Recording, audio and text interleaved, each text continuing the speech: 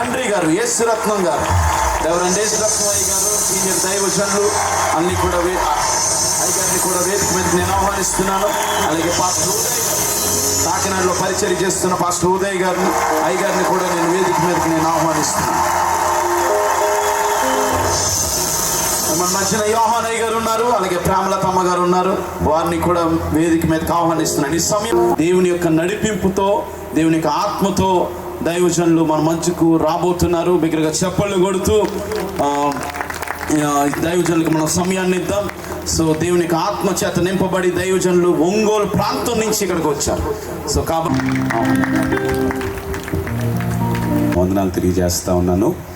మరి నా తండ్రి గారితో కలిసి అసెంబ్లీస్ ఆఫ్ గాడ్ సహవాసంలో గత 38 సంవత్సరాల నుంచి మరి సీనియర్ పాస్టర్గా సేవ చేస్తున్న దైవజనులు రెవరెండ్ యేసురత్నం గారు, నా తండ్రి గారు, వారితో కలిసి మీ మధ్య ఈ దినం వాక్య పరిచర్య చేయడానికి ప్రభువు నాకు అనుగ్రహించిన ఈ చక్కని అవకాశాన్ని బట్టి సమస్త స్తుతి, మహిమ, ఘనత, ప్రభావములు ఆయనకే కలుగునుగాక. కొద్దిగా మాస్టర్ సౌండ్ పెంచాలి. అలాగే మరి నన్ను ఇక్కడికి ఆహ్వానించి మీకు దేవుని వాక్యాన్ని ప్రకటించడానికి మరి ప్రభు చేత నడిపించబడిన దైవజనుడు, ప్రియ తమ్ముడు, స్నేహితుడు పాస్టర్ జోషువా గారికి, వారి కుటుంబానికి నా హృదయపూర్వకమైన వందనాలు తెలియజేస్తూ ఉన్నాను. అలాగే నాతో కలిసి ఈ రాత్రి మీతో పాటు మరి పరిచయం చేయడానికి కాకినాడ పట్టణం నుంచి వచ్చిన ప్రియ తమ్ముడు, నా ప్రియ స్నేహితుడు పాస్టర్ ఉదయ్ గారికి నా హృదయపూర్వకమైన వందనాలు తెలియజేస్తూ ఉన్నాను. ప్రభువు స్తోత్రం చెప్తాం. హల్లెలూయా. రెండు చేతులు పైకెత్తి గట్టిగా బిగ్గరగా శక్తి సత్తువ అంతా కలిపి ప్రభువు స్తోత్రం చెప్తాం. హల్లెలూయా, హల్లెలూయా. దేవునికి మహిమ కలుగును గాక. పరిశుద్ధ గ్రంథంలో నుంచి మనం ఈ రాత్రి దేవుని వాక్యాన్ని వినబోతా ఉన్నాం. దేవుని వాక్యం ప్రకటించబడేటప్పుడు అటు ఇటు లేచి తిరగమాకండి, వాక్యాన్ని గౌరవించండి. వాక్యము దేవుడు అని వాక్యం సెలవిస్తూ ఉంది. మరి దాన్ని మనం గౌరవించాలి, ఘనపరచాలి. అటు ఇటు లేచి అరవటం కానీ తిరగటం కానీ చేయొద్దు. చక్కగా దేవుని మాటలు వినాలని ప్రేమతో మీకు మనం చేస్తూ ఉన్నాను. నేను ఎక్కడికి వాక్యం చెప్పడానికి వెళ్ళినా ఖచ్చితంగా ఈ కోరస్ పాడతాను. ఒకవేళ ఈ కోరస్ మీకు కూడా వస్తే నాతో కలిసి పాడండి. మీ చేతిలో ఉన్న బైబిల్స్ తీసుకుంటారా? అందరు నాతో కలిసి బైబిల్స్ తీసుకొని అందరు నాతో కలిసి, ఇన్స్ట్రుమెంట్స్ ఏమవుతాను, అందరు నాతో కలిసి రెండు చేతులు ఆకాశం వైపు చాపి బైబిల్ పట్టుకొని మీ ఒకవేళ ఈ కోరస్ మీకు కూడా వస్తే నాతో కలిసి పాడండి. దేవుని స్వరాన్ని వినటానికి మనందరం కూడా ఈ రాత్రి సిద్ధపడదాం. నీ స్వరము వినిపించు ప్రభువా, నీ దాసుడాలకించు. నీ స్వరము వినిపించు ప్రభువా, నీ దాసుడాలకించు. నీ వాక్యమును నేర్పించు, దాని యందు నడచునట్లు నీతో. నీ వాక్యమును నేర్పించు, దాని యందు నడచునట్లు నీతో. నీ స్వరము వినిపించు ప్రభువా, నీ దాసుడాలకించు. నీ స్వరము వినిపించు ప్రభువా, నీ దాసుడాలకించు. దేవుడు తన వాక్యం ద్వారా మా అందరితో మాట్లాడును గాక. కొంచెం గట్టి చెప్తారా? ఆమేన్. తన పరిశుద్ధమైన వాక్యంలో నుంచి శ్రేష్టమైన వాగ్దానాలు మనందరికీ అనుగ్రహించును గాక. పరిశుద్ధ గ్రంథంలో నుంచి బైబిల్ ఉన్న వారిని బైబిల్ తెరిచి ద్వితీయోపదేశకాండం 6వ అధ్యాయం, ద్వితీయోపదేశకాండం 6వ అధ్యాయం 4వ వచనాన్ని, 6వ వచనాన్ని, 9వ వచనాన్ని మనం చదువుకుందాం. వాస్తవానికి 4 నుంచి 9 వచనాలు చదువుకోవాలి. అందులో నుంచి 3 వచనాలు నేను ఏరుతున్నాను. 4వ వచనాన్ని, 6వ వచనాన్ని, 9వ వచనాన్ని మనం చదువుకుందాం. ద్వితీయోపదేశకాండం 6వ అధ్యాయం చదువుదామా? ఇశ్రాయేలు వినుము, మన దేవుడైన యెహోవా అద్వితీయుడగు యెహోవా. 6వ వచనం, నేడు నేను నీకు ఆజ్ఞాపించు ఈ మాటలు నీ హృదయములో ఉండవలెను. అలాగే 9వ వచనం, నీ ఇంటి ద్వార బంధముల మీదను నీ గవనుల మీదను వాటిని వ్రాయవలెను. జాగ్రత్త గమనించండి. మనం చదువుకున్న ఈ వాక్య భాగంలో 3 ప్రాముఖ్యమైన విషయాలు మనం చూస్తా ఉన్నాము. మరొక్క మారు నేను ఆ మాటలు చదువుతాను. 6వ వచనం, నేడు నేను నీకు ఆజ్ఞాపించి ఈ మాటలు నీ హృదయంలో ఉండవలెను. 9వ వచనం, నీ ఇంటి ద్వార బంధముల మీదను నీ గౌనుల మీదను వాటిని నీవు వ్రాయాలని. కరువు కాలంలో 2 స్నేహితులు పని లేక చెట్టు కింద కూర్చొని ఉన్నారు. ఆ వైపుగా కారులో వెళ్తున్న ఒక పెద్ద ఆయన పని లేక ఖాళీగా కూర్చున్న 2 స్నేహితులను చూసి, మీకు పరిస్థితి చేస్తారని అడిగారు. ఆ 2 స్నేహితులు, అసలే కరువు కాలం, పని లేదు, ఈయన ఎవరో వచ్చి పనిస్తానంటున్నాడు, చేస్తే డబ్బులు వస్తాయి కదా, కుటుంబం పోషించబడుతుంది కదా అని, సరేనయ్యా మీరు ఏ పని చెప్పినా ఆ పని చేస్తామండి అని అన్నారు ఆ 2 స్నేహితులు. వెంటనే, అయితే రండి నాతో పాటు, మీకు పని ఇస్తాను, అది అడవిలో చెట్లు కొట్టే పని, మ్రాణులు నరికే పని అని ఆయన చెప్పాడు. ఆ 2 స్నేహితులు, కష్టమైన పర్లేదయ్యా, అది చెట్టులు కొట్టే పనైనా మ్రాణులు నరికే పనైనా మేము చేస్తామండి అని అన్నారు. ఆ యజమానుడు వారిద్దరిని తీసుకెళ్లి పనికి అప్పగించాడు. ఉదయం మొదలుకొని సాయంత్రం వరకు ఆ 2 స్నేహితులు కష్టపడి చెట్లు కొట్టడం మొదలుపెట్టారు, మ్రాణులు నరకటం ప్రారంభించారు. అందులో మొదటి స్నేహితుడు లేక పని దొరికింది కాబట్టి ఉదయం నుంచి సాయంత్రం వరకు కష్టపడి ఎన్ని చెట్లు నరకాలో, ఎన్ని మ్రాణులు నరకాలో అన్ని మ్రాణులు నరుకుదాం, ఎన్ని ఎక్కువ చెట్లు కొట్టాలో అన్ని చెట్లు కొట్టేద్దాం, యజమానిని మెప్పిద్దాం, తద్వారా ఆయనకు ఒక 10 రూపాయలు ఎక్కువ ఇస్తాడేమో అని ఆశతోటి విరామం కూడా తీసుకోకుండా ఈ మొదటి స్నేహితుడు ఉదయం మొదలుకొని సాయంత్రం వరకు కూడా తనకు చేతనైనంత మట్టుకు, శక్తితో సరిపోయినంత మట్టుకు చెట్లు కొడుతూ వచ్చాడు. నేను ఇంత కష్టపడుతున్నాను కదా, నాతో పాటు పనికొచ్చిన 2వ స్నేహితుడు ఏం చేస్తున్నాడో చూద్దామని అప్పుడప్పుడు కొద్దిగా విశ్రాంతి తీసుకునే సమయంలో అలాగూ పక్కకెళ్ళి 2వ స్నేహితుడు ఏం చేస్తున్నాడో చూద్దామని వెళ్ళి చూస్తూ ఉండేవాడు. కానీ మొదటి స్నేహితుడు ఎప్పుడు వెళ్ళి 2వ స్నేహితుడిని చూసినా ఆ 2వ స్నేహితుడు విశ్రాంతి తీసుకుంటూ కనిపించేవాడు. చెప్పండి, ఏం తీసుకుంటూ కనిపించేవాడు అంటే విశ్రాంతి తీసుకుంటూ కనిపించేవాడు. ఈ వ్యక్తి విశ్రాంతి తీసుకుంటున్నాడులే, నేనే విశ్రాంతి తీసుకోకుండా కష్టపడి చెట్లు కొట్టేస్తున్నాను, సాయంత్రం అయ్యేసరికి యజమానుడు వాడికంటే నాకే ఎక్కువ డబ్బులు ఇస్తాడేమోనని అనుకున్నాడు. సాయంత్రం అయిపోయింది, చేసిన పనికి డబ్బులు తీసుకునే సమయం వచ్చింది. యజమానుడి దగ్గరికి వెళ్ళారు 2 స్నేహితులు. అయితే మా ఉదయం నుంచి సాయంత్రం వరకు చెట్లు కొట్టిన మొదటి స్నేహితుడికి యజమానుడు 1500 రూపాయలు ఇచ్చాడు. నాకే 1500 రూపాయలు ఇచ్చాడంటే నాకంటే తక్కువ డబ్బులు 2వ స్నేహితుడికి ఇస్తాడులే అనుకున్నాడు. కానీ యజమానుడు ఆశ్చర్యకరంగా 2వ స్నేహితుడికి 2500 రూపాయలు ఇచ్చాడు, 1000 రూపాయలు ఎక్స్ట్రా ఇచ్చాడు. ఈ మొదటి స్నేహితుడికి చాలా ఆశ్చర్యం వేసింది. గబగబా ఉండలేక బట్టలేక వెళ్ళి, స్నేహితుడా, నేను ఎప్పుడు నిన్ను చూసినా సరే నువ్వు విశ్రాంతి తీసుకుంటున్నావు కదా, మరి నాకంటే నీకు ఎలాగో డబ్బులు ఎక్కువ వచ్చాయి అని అంటే, ఆ 2వ స్నేహితుడు అన్నాడు, నాకు ఎందుకు ఎక్కువ డబ్బులు వచ్చాయంటే నీకంటే నేను ఎక్కువ చెట్లు కొట్టాను కాబట్టి అన్నాడు. నాకంటే నువ్వు ఎక్కువ చెట్లు కొట్టావా? ఎలా కొట్టగలిగావు? నేను ఉదయం నుంచి సాయంత్రం దాకా కష్టపడుతూ వచ్చాను, విశ్రాంతి తీసుకోకుండా, అలుపు వచ్చినా ఆపుకోకుండా రాను నరుక్కుతూ వచ్చాను. నేను ఎప్పుడొచ్చి చూసినా సరే నువ్వు విశ్రాంతి తీసుకుంటున్నావు కదా, నాకంటే ఎక్కువ చెట్లు నువ్వు ఎలా కొట్టగలిగావు? నాకంటే ఎక్కువ డబ్బులు నీకు ఎలాగొచ్చాయి అని ఆ మొదటి స్నేహితుడు అంటే, ఆ 2వ స్నేహితుడు దానికి సమాధానం ఏం చెప్పాడు తెలుసా? స్నేహితుడా, నువ్వు వచ్చి చూసినప్పుడల్లా నేను విశ్రాంతి తీసుకుంటూ కనిపించాను, కానీ ఆ విశ్రాంతి సమయంలో నేను నా గొడ్డలికి పదులు పెట్టుకుంటున్నాను అని అన్నాడు. ఏమన్నాడు? నేను నా గొడ్డలికి పదులు పెట్టుకుంటున్నాను, తద్వారా పదునైన ఆ గొడ్డలతోటి తక్కువ సమయంలో నీకంటే ఎక్కువ చెట్లు నేను కొట్టగలిగాను. ఎందుకు ఈ చిన్న కథ మీకు జ్ఞాపకం చేస్తున్నాను తెలుసా?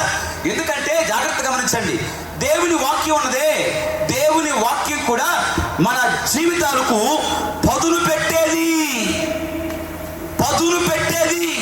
ఇదిగో ఇప్పటిదాకా మనం సాక్ష్యం విన్నానే, సహోదరులు మధు గారు వాక్యం చేత పట్టబడ్డాడు అని, వాక్యం చేత తన జీవితాన్ని మార్చుకున్నాడని. అలాగా మన ఆధ్యాత్మిక జీవితాలు సంఘంలోనూ, సమాజంలోనూ, కుటుంబంలోనూ ప్రభావితం చేసేదిగా ఉండాలి అంటే మన జీవితాలకు పదులు పెట్టేది, సానబెట్టేది దేవుని వాక్యం. గట్టిగా స్తోత్రం చెప్పరే, అన్ని చేతులు పైకెత్తి గట్టిగా. దేవుని వాక్యానికి అందుకే మనం సమయాన్ని ఇవ్వాలి. ఎక్కువ సమయాన్ని దేవుని వాక్యానికి నువ్వు ఇస్తే దాన్ని వినడానికి, దాన్ని చదవడానికి, దాన్ని ధ్యానించడానికి నీవు నేర్చుకోగలిగితే ఆ వాక్యం అనేదే అది నీ హృదయాన్ని, అంతరంగాన్ని ప్రభావితం చేస్తుంది, నీ జీవితాన్ని ప్రభావితం చేస్తుంది, నీ సాక్ష్యాన్ని ప్రభావితం చేస్తుంది. సంఘములోను, సమాజంలోను, నీ కుటుంబంలోను నిన్ను ఒక ప్రభావశీలిగా, ప్రభావితం చేసే సాక్ష్యం గల వ్యక్తిగా నిన్ను మార్చి నిలబెడుతుంది. అమ్మిన వాళ్ళు గట్టి స్తోత్రం చెప్పండి దేవునికి. ఎందుకు మన జీవితాలు కుటుంబాన్ని ప్రభావితం చేయలేకపోతున్నాయో తెలుసా? మనలో దేవుని వాక్యం లేదు కనుక.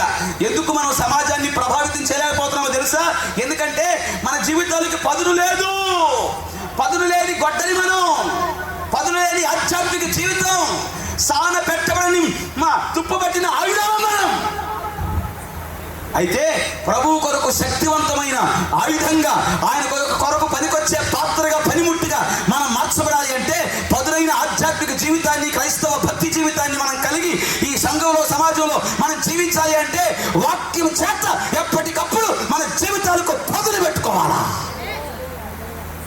గట్టిగా స్తోత్రం చెప్పండి దేవునికి. దేవుని వాక్యం మన జీవితాలకు పదులు పెట్టడానికి అప్పుడప్పుడు మనల్ని హెచ్చరిస్తుంది, బుద్ధి చెప్తుంది, జాగ్రత్తలు చెప్తుంది. ఏది మంచో ఏది చెడో తెలియజేస్తుంది, ఏది పాపమో ఏది పుణ్యమో మనకు తెలియజేస్తుంది, దేన్ని ప్రేమించాలో దేన్ని విసర్జించాలో తెలియజేస్తుంది, దేన్ని హత్తుకోవాలో దేన్ని విడిచిపెట్టాలో మనకు తెలియజేస్తుంది, ఏది చేయాలో ఏది చేయకూడదో, ఏది మంచి ఆలోచన ఏది చెడ్డ ఆలోచన, ఇదంతా కూడా మనకు తెలియజేసేది, మన జీవితాన్ని రూపాంతరపరిచేది, మన బ్రతుకులను మార్చేది దేవుని వాక్యమే. ఈ రాత్రి అలాంటి ప్రభావితం చేసే దేవుని వాక్యం మనకు వినబడుతూ ఉండగా ఆ వాక్యానికి శ్రద్ధగా మనం చెవులిచ్చి ఆ వాక్యం మనలో కార్యసిద్ధి కలుగు చేయుటకై మనం పరిశుద్ధాత్మ దేవునికి అనుమతినివ్వాలి. రెండు చేతులు పైకెత్తి గట్టిగా దేవునికి మహిమ కలుగును గాక.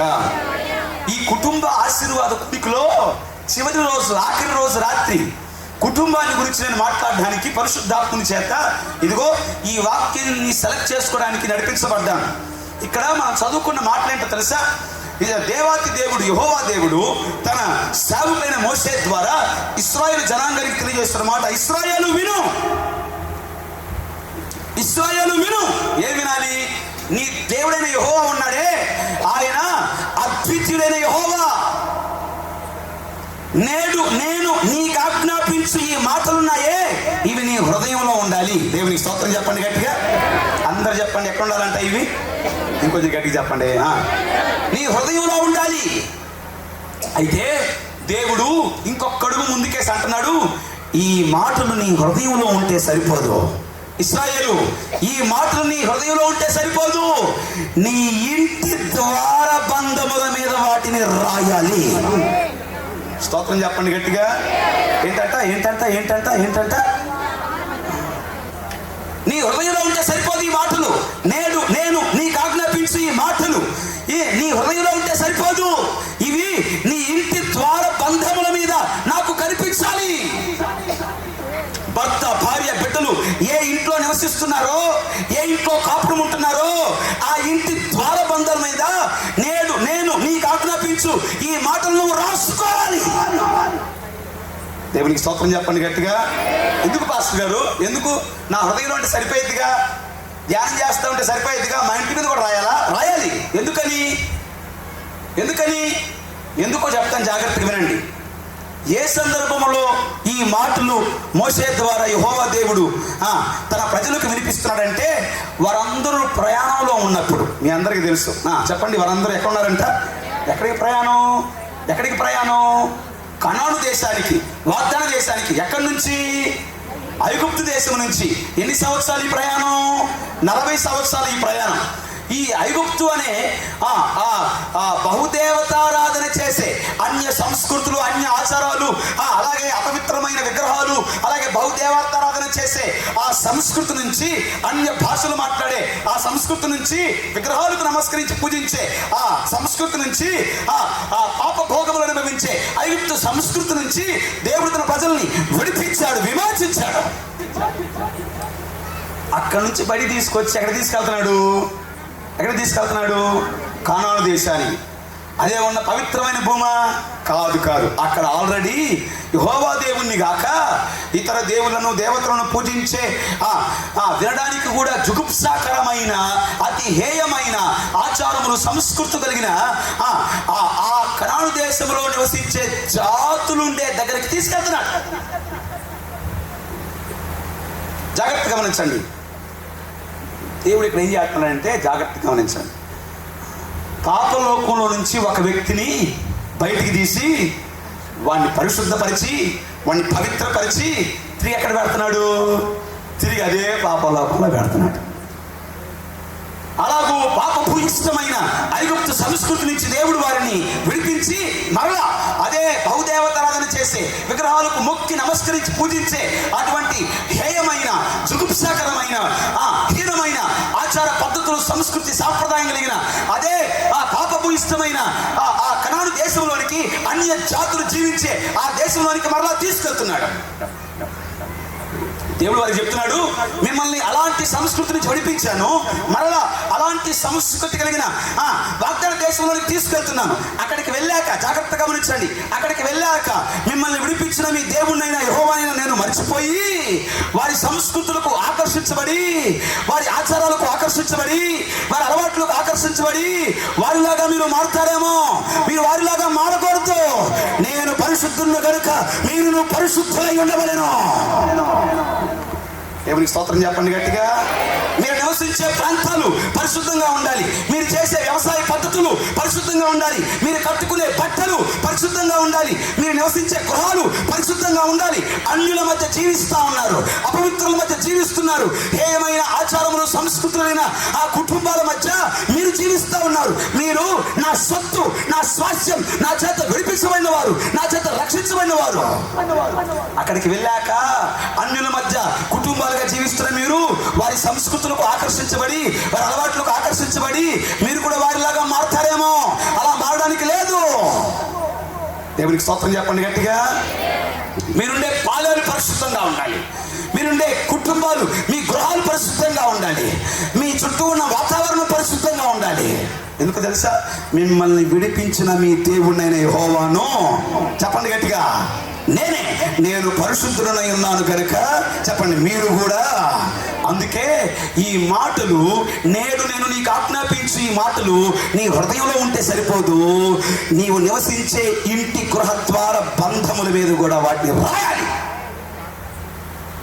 ఆ దారిని రేపైనా పోతా ఉంటే, రోడ్డు మీద ఎవరైనా వెళ్తా ఉంటే నీ ఇల్లు చూసినప్పుడు నీ ఇంటి ద్వారబంధముల మీద నేడు నేను నీకు ఆజ్ఞాపిస్తున్న ఈ మాటలు వారి కళ్ళకు కనిపిస్తే వారు అనుకుంటారు ఇది యెహోవా దేవుని నమ్ముకున్న గృహం కావాలా.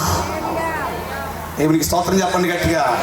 ఇది యెహోవా దేవుని నమ్ముకున్న గృహమేమో, ఇది యెహోవాను ఆరాధించే గృహమేమో, ఇది క్రైస్తవ కుటుంబమేమో వాక్యం కనిపిస్తా ఉంది. అలాగూ మన దేహాలు మాత్రమే ప్రభు కొరకు సమర్పిస్తే సరిపోదు, మన కుటుంబాలు నివసించే గృహాలు కూడా ప్రభు కొరకు ప్రతిష్ఠించి పరిశుద్ధంగా ఉండేటట్లుగా మనం చూసుకోవాలి. చేతులు పైకెత్తి గట్టిగా ప్రభుకు స్తోత్రం చెప్పండి. చూసుకోవాలి. మన గృహాలు అలా పరిశుద్ధంగా ఉన్నాయా? క్రైస్తవ కుటుంబాలు ఉండే ఇల్లున్నాయే, క్రైస్తవ కుటుంబాలు ఉండే ఇల్లున్నాయే, ఆ ఇల్లు ఎలాగున్నాయి? ఆ ఇంటి వాతావరణం ఎలాగుంది? దేవుడు ఆ కుటుంబాన్ని దీవించగలిగేలాగా ఇంటి పరిస్థితులు ఉన్నాయా? కుటుంబ ఆశీర్వాద కుడికలు కదా, మరి దేవుడు మన కుటుంబాలను ఆశీర్వదించొద్దు? కుటుంబ ఆశీర్వాద కుడికలు కదా, మరి దేవుడు మన కుటుంబాలు దీవించొద్దు?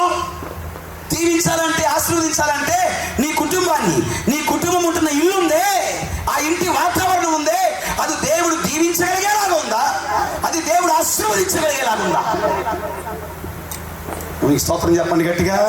అందుకే దేవుడు అంటున్నాడు, మీరు కనానీయుల మధ్యకు వెళ్తున్నారు, వారి మధ్య మీరు ప్రత్యేకంగా బ్రతకాలి. వారి మధ్య మీరు ప్రత్యేకంగా బ్రతకాలి. మీ ఇల్లు కూడా ప్రత్యేకంగా ఉండాలి. మీ ఇంటి వాతావరణం ప్రత్యేకంగా ఉండాలి. దేవునికి స్తోత్రం చెప్పండి గట్టిగా. అందుకే నేడు నేను నీకు ఆజ్ఞాపించి ఈ మాటలు నీ ఇంటి ద్వార బంధముల మీద రాయాలి. దీన్ని అక్షరార్థకంగా తీసుకున్న నేటి యూదులు, ఒకవేళ మీరు యెరూషలేములోని యూదుల ఇంటికి వెళ్ళారనుకోండి, యెరూషలేములో ఉన్న యూదుల ఈ గృహాలకు వెళ్తే వారి ఇంటి ద్వారబంధముల మీద మీకు అటుపక్క ఇటుపక్క చిన్న చిన్న పెట్టెలు కనిపిస్తాయి. మీరు యూదుల ఇళ్ళకి వెళ్తే ఈ రోజున యెరూషలేములో అటుపక్క ఇటుపక్క వారి ద్వారబంధములకు అటుపక్క ఇటుపక్క చిన్న చిన్న పెట్టెలు కనిపిస్తాయి. ఆ పెట్టెల మీద దేవుని వాక్యం రాయబడి ఉంటుంది. ఆ కుటుంబంలో ఉన్న వాళ్ళు ఇంట్లోకి పోయేటప్పుడు దాన్ని తాకుతారు. ఆ వాక్యాన్ని చెప్పండి, ఇంట్లో నుంచి బయటకు పోయేటప్పుడు ఆ వాక్యాన్ని తాకుతారు. దీన్ని వాళ్ళు అక్షరార్థంగా తీసుకున్నారు. నేను అంటాను, జాగ్రత్తగా గమనించండి. మన దేహాలు మాత్రమే ప్రభు కొరకు ప్రతిష్ఠించి పరిశుద్ధంగా ఉంటే సరిపోదు. మన హృదయాలు మాత్రమే ప్రభు కొరకు ప్రతిష్ఠించి పరిశుద్ధంగా ఉంటే సరిపోదు. క్రైస్తవ కుటుంబాలు ఉండే, కాపురం ఉండే గృహాలున్నాయే, ప్రభువుని నమ్ముకున్న కుటుంబాలు నివసించే ఇల్లున్నాయే, అవి కూడా ప్రభు కొరకు ప్రతిష్ఠించి పవిత్రంగా పరిశుద్ధంగా ఉండేటట్లుగా చూసుకోవాలి. దేవునికి స్తోత్రం చెప్పండి గట్టిగా. ఎలా పాస్టర్ గారు, దేవుడు ఏదైనా ఒక కుటుంబాన్ని దీవించాలి అంటే ఆ కుటుంబం నివసించే ఇల్లు ఎలా ఉండాలి పాస్టర్ గారు? ఎలా ఉంటే దేవుడు ఆ ఇంట్లో ఉండే కుటుంబాన్ని దీవిస్తాడండి అని అంటే ఒక మాట చెప్తాను, జాగ్రత్తగా గమనించండి. దేవుడు మనకి జ్ఞానేంద్రియాలు ఇచ్చాడు. చెప్పండి ఏమి ఇచ్చాడు మనకి? జ్ఞానేంద్రియాలు. 5 సెన్సెస్, 5 జ్ఞానేంద్రియాలు. ఏంటి 5 జ్ఞానేంద్రియాలు? చెప్పండి, చదువుకున్న వాళ్ళు చెప్పండి.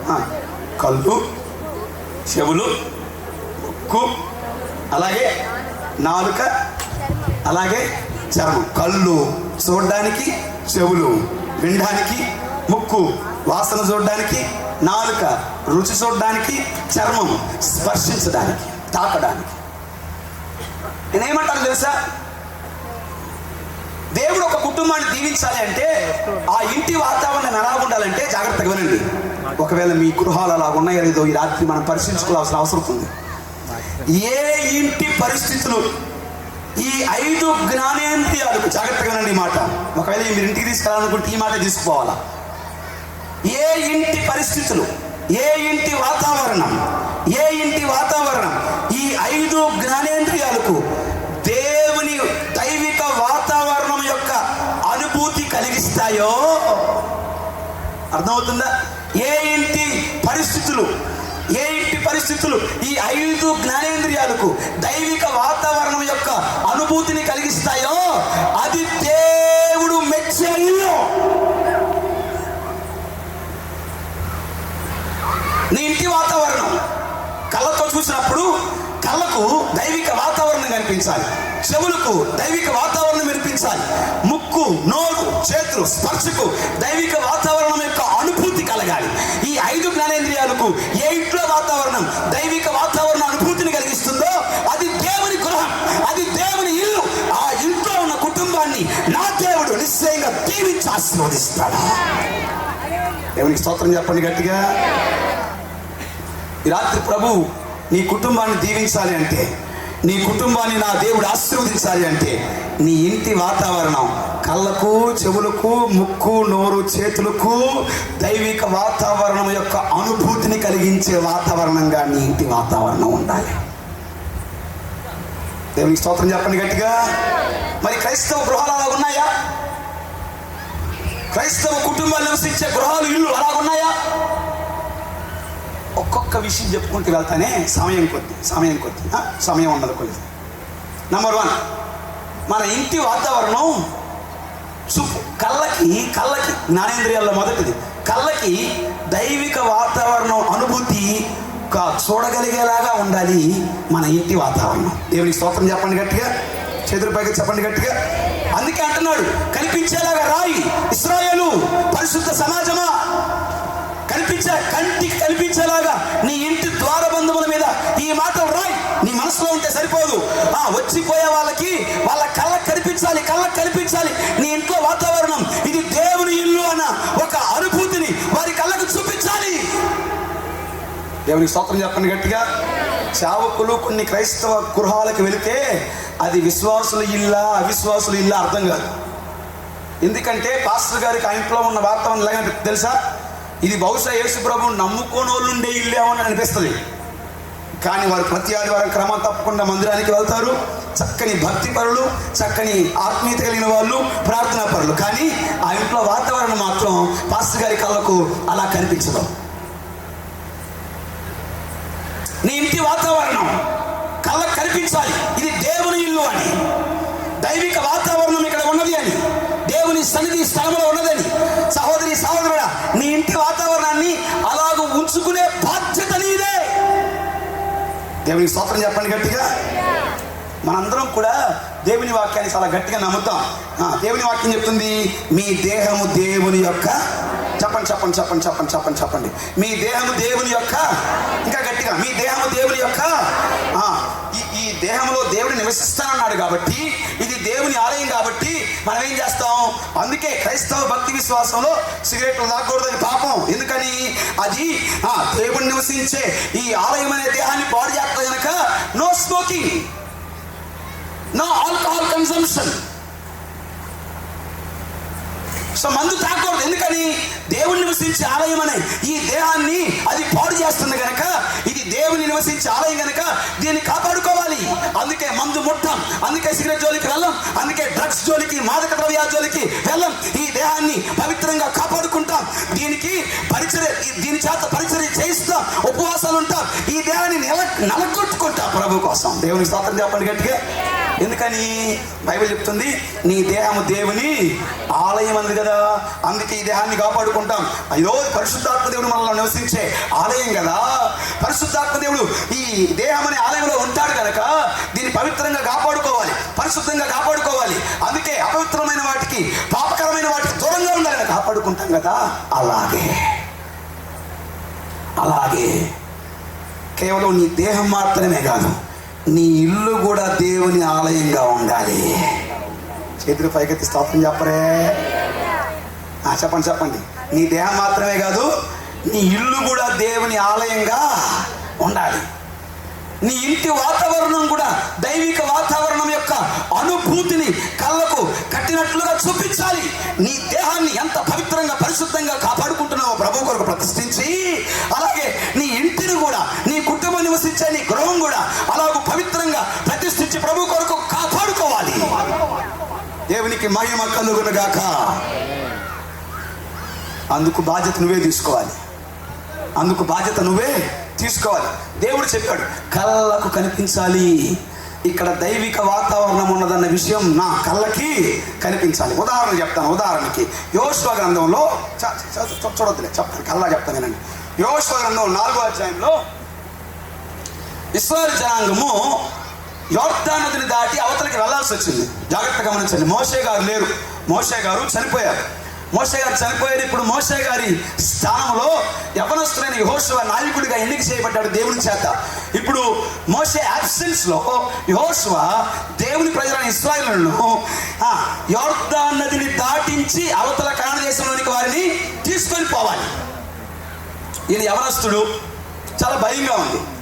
ఎలా దాటించాలి?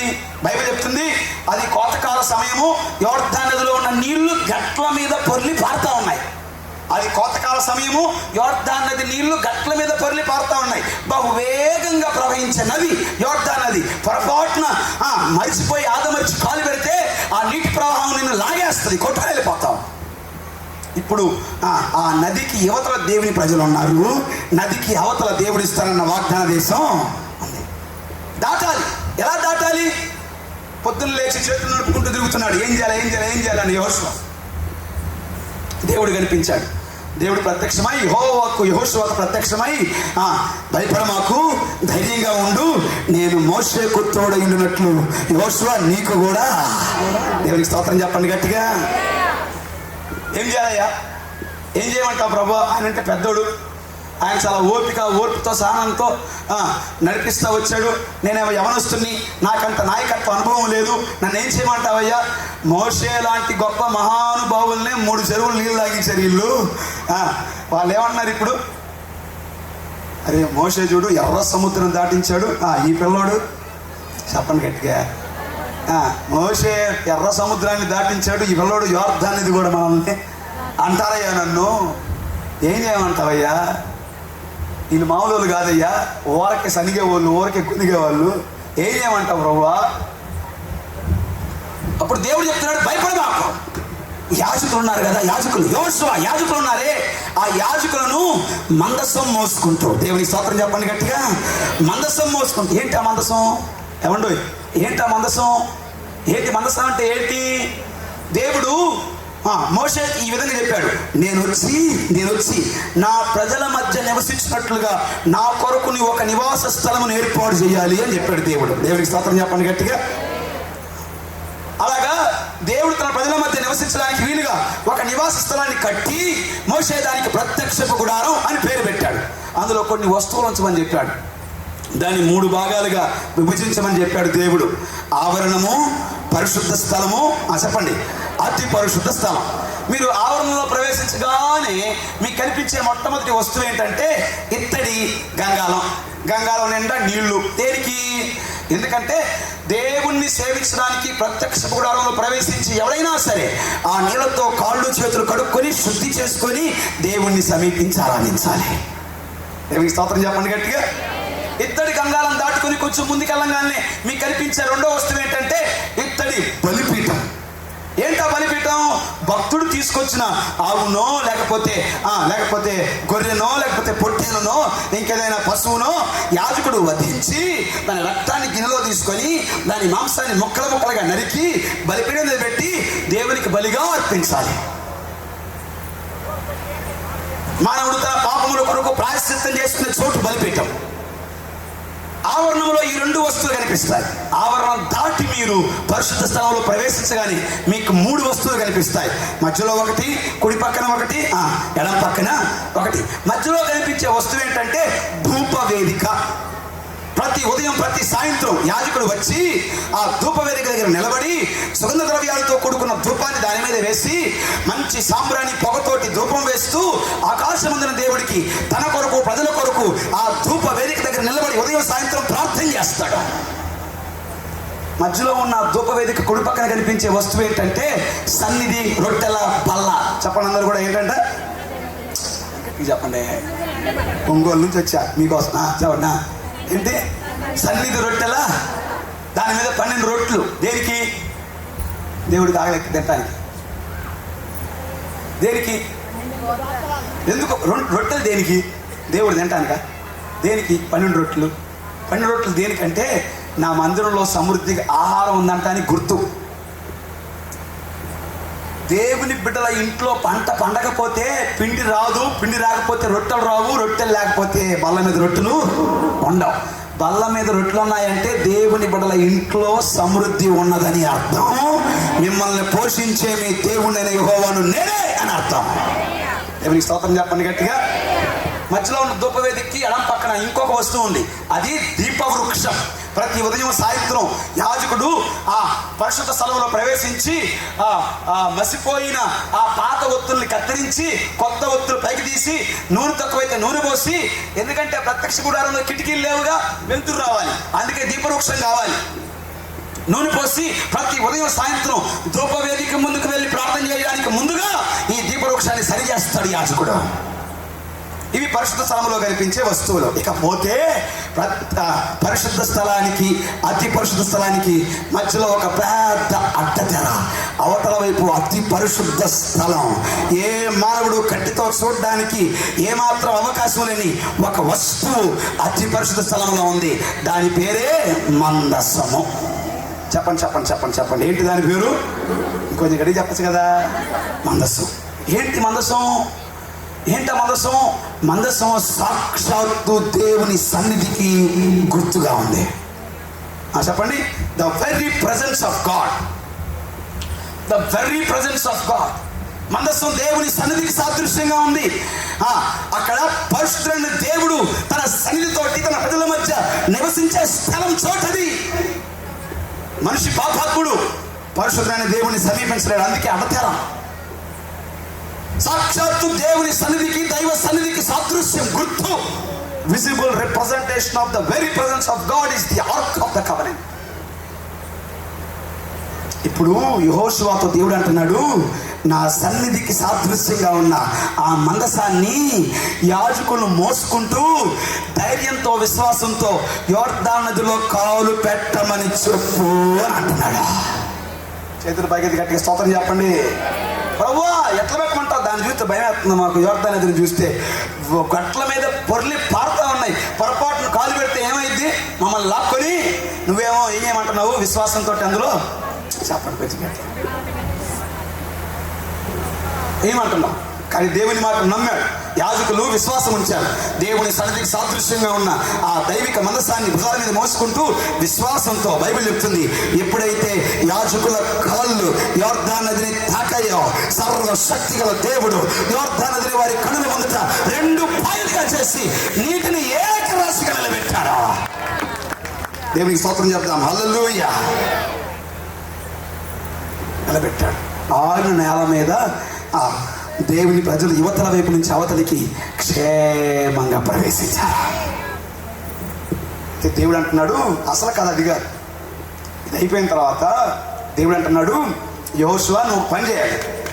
ఈ యాజకులు వెళ్ళి యోర్దాను నది మధ్యలో నిలబడ్డారు కదా, వాళ్ళు నిలబడి ఉంటే అలాగే ఆ నది మధ్యలో వారి కాళ్ళు మోపుంటే ప్రజలందరూ యువతల ఒడ్డు నుంచి అవతల ఒడ్డుకు క్షేమంగా వెళ్ళిపోయారు కదా.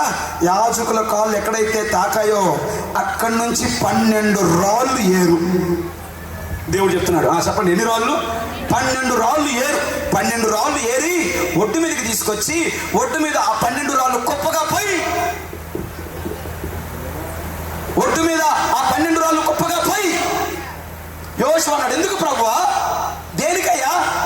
ఎందుకంటే యెహోషువ రేపు నీ కుమారులు, రేపు నీ కుమార్తెలు, ఇశ్రాయేలు సమాజమా, పరిశుద్ధ జనాంగమా, రేపు నీ కుమార్తెలు, రేపు నీ కుమారులు ఈ దారిన పోతూ నాన్న ఏంటి రాళ్ళ కుప్ప అని అడిగితే వారికి అర్థమయ్యేలా నువ్వు చెప్పాలి. బిడ్డ, మన పితరులు 400 సంవత్సరాలు ఐగుప్తులో బానిసలుగా జీవించారు. అయితే కనాను దేశానికి ప్రవేశించడానికి మనకి అలాగే మన కనాను దేశానికి మధ్యలో యోర్దాను నది అడ్డంగా ఉంది. బిడ్డ, ఆ నది దాటి వాగ్దాన దేశంలో ప్రవేశించడానికి మనం బాధపడుతూ ఉంటే, కష్టపడుతూ ఉంటే మన పితరుల దేవుడు అబ్రాహాము, ఇస్సాకు, యాకోబుల దేవుడు మన కొరకు మన కళ్ళ ముందట యోర్దాను నదిని చీల్చి అవతలకి క్షేమంగా తీసుకెళ్ళాడు. బిడ్డ, దేవునికి స్తోత్రం చెప్పండి గట్టిగా. దానికి గుర్తు ఈ రాళ్ళ కుప్ప, దానికి నిదర్శనం ఈ రాళ్ళ కుప్ప, దానికి సాక్ష్యం ఈ రాళ్ళ కుప్ప. దేవుని శక్తికి, దేవుని మహిమకు, దేవుని బలానికి, దేవుని సామర్థ్యానికి నిదర్శనం, సాక్ష్యం ఈ రాళ్ళ కుప్ప.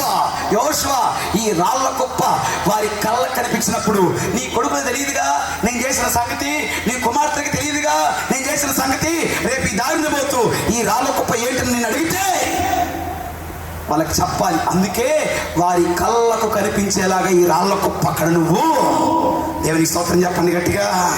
నా వైపు చూడండి. నీ ఇంట్లో దేవుని మహిమను, దేవుని శక్తిని, దేవుని బలాన్ని నీ తరువాతి తరానికి జ్ఞాపకం చేసే రాళ్ళ కుప్పలు ఏమైనా ఉన్నాయా?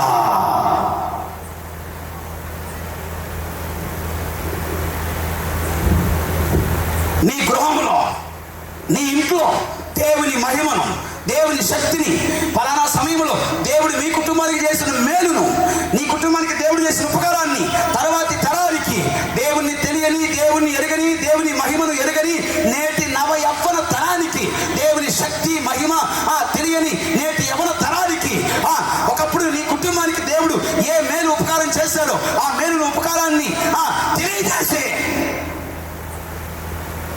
రాళ్ళ కుప్పలు ఏమైనా ఉన్నాయా? అవి కళ్ళకు కనిపించేలాగా ఉన్నాయా? నీ ఇంటి వాతావరణం, దైవిక వాతావరణం కళ్ళకు కనిపించేలాగా ఉందా? దేవునికి స్తోత్రం చెప్పండి గట్టిగా. ఎలా ఉంది? నీ ఇంటికి వస్తే ఇది క్రైస్తవ గృహము అన్న ఆనవాలు, అన్న ఛాయలు సేవకుడి కళ్ళకో, తోటి విశ్వాసుల కళ్ళకో, లేకపోతే అన్యుల కళ్ళకో నీ ఇంటికి వచ్చినప్పుడు కనిపిస్తున్నాయా? 40,000 60,000 పెట్టి పెద్ద ఎల్ఈడి టీవీ కొంటాం, కానీ ఒక 100 రూపాయలు 500 రూపాయలు పెట్టి పెద్ద వాకింగ్ అని పెట్టవే, గోడకి పెట్టవే.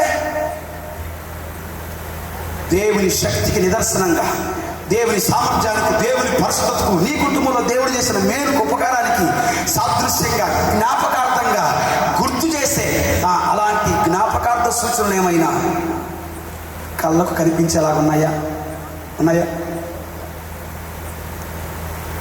ఒకటే చెప్పుకున్నాం మనం, అయ్యగారు టైం అయింది అంటున్నారు.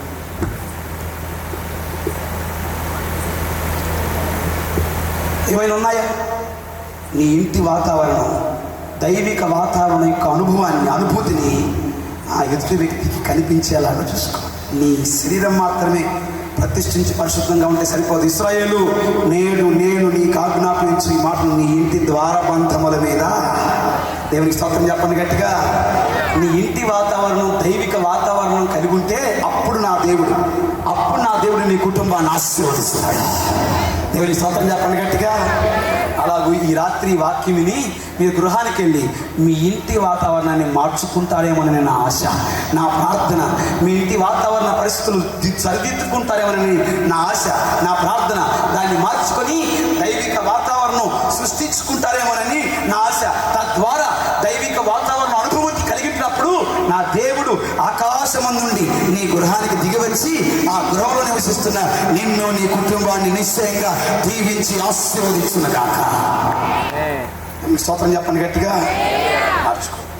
మార్చుకో ప్రభువా, నా ఇల్లు దైవిక వాతావరణం కలిగి ఉండే గృహంలాగా ఉండేందుకు సహాయం చేయి. అలా మార్చుకునేందుకు నాకు జ్ఞానం ఇచ్చి నడిపించయ్యా అని ప్రార్థన. ప్రభు ఈ మాటలు మన కొరకు దీవించి ఆశీర్వదించునుగాక.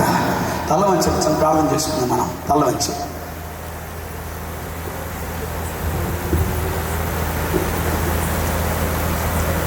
ప్రార్థన చేసుకున్నాం. ప్రతి వారం తల్ల వంచి ఇక్కడ నుంచి మనం వెళ్ళబోయే ముందు ఎందుకు మనం చిన్న ప్రార్థన చేయకూడదు? పరిశుద్ధాత్మ దేవుడు ఒకవేళ నీతో ఈ వాక్యం ద్వారా మాట్లాడి ఉంటే ఎందుకు మనం ప్రభు సన్నిధిలో ప్రార్థన చేయకూడదు? చిన్న మాట ప్రార్థన చేద్దామే. ఊరికే వచ్చి వెళ్ళిపోమాక ఒక మంచి నిర్ణయం తీసుకో.